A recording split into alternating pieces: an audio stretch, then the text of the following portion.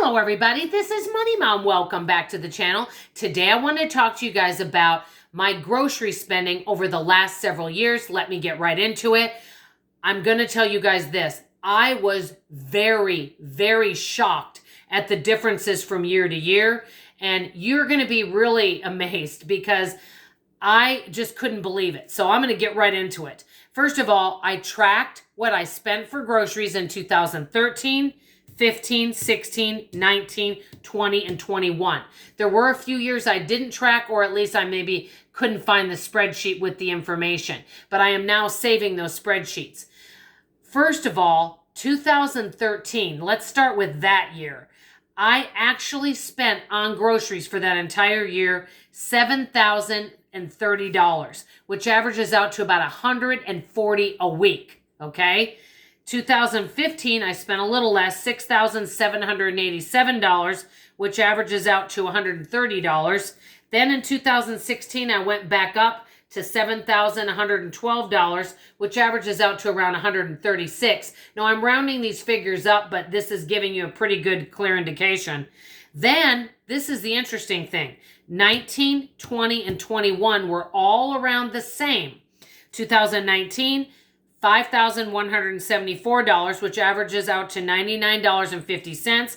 2020, $5,154, which averages out to $99. And then in 2021, $5,136, which averages out, and I'm averaging this out by 52 weeks, $98 a week. Now, granted, there were some weeks I went way over budget. October, I spent over $600.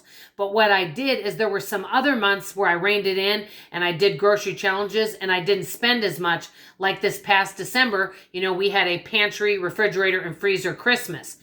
Basically, what I'm telling you guys is from 2013 to 2021, you're looking at a couple $1,000s worth of difference in how much I spent. And you're probably wondering, why did you spend so much in 2013? And I wrote some reasons down. Number one, I made more money. And I know I've said this before, not in all cases, but many times when people make a higher income, they spend more. We've heard about the lifestyle creep.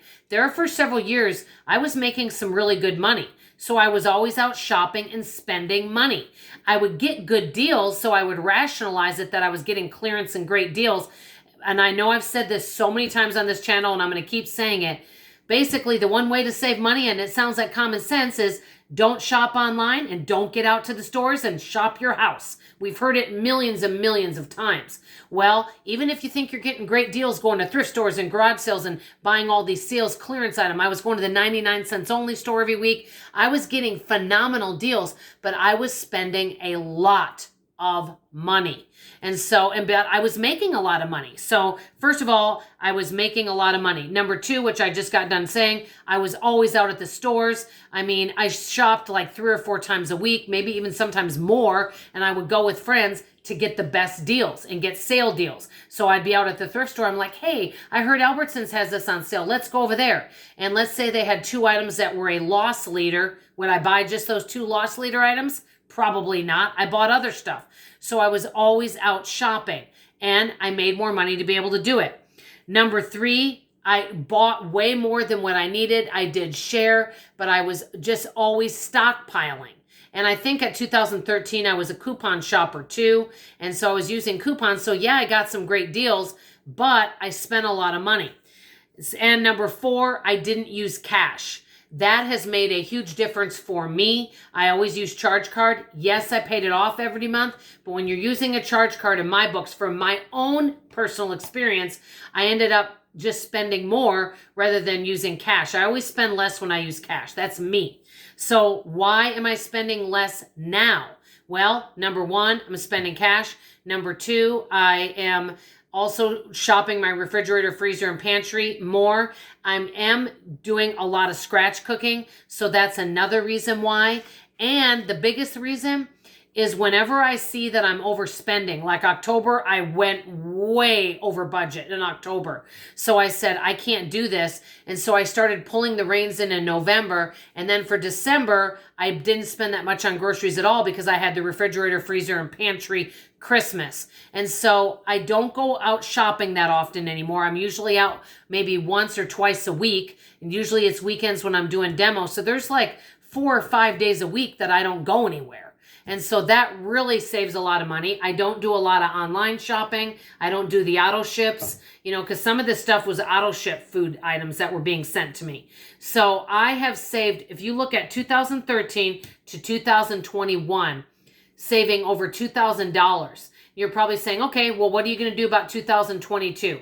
My budget for 2022 is staying the same, $450 a month. And that includes holiday months. And let me tell you why I'm doing that. A lot of people will spend more during holiday months. Nothing wrong with that. But what I want to do instead is September, October, and all that. I can start planning ahead for those months and buying things ahead and stockpiling. I think for me, $450 for a family of 3 is a very generous, ample budget. We can do meatless Mondays. We can find ways to save cooking by scratch. And I'm not saying that grocery prices haven't raised and that it's not okay to spend more money at all. I'm talking about my personal spending. This is about me. Everybody has to do what works for them. That's why we call it personal finance.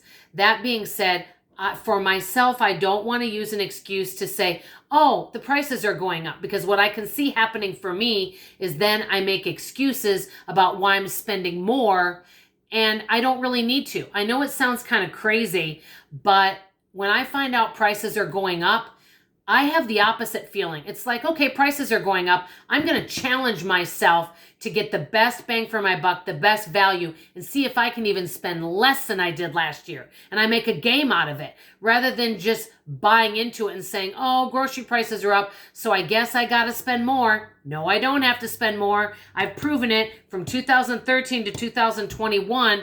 I'm spending over $2,000 less a year on groceries. And I think maybe even this next year, I can maybe even do better than I did in 2021. What do you guys think about this? I always love to hear from you, but it's really interesting when you start doing you start writing down how you spend all your money, especially with groceries. It can really make a big difference. If any of you guys want a grocery tracking sheet, go ahead and send me an email. I'll send you a blank one for free.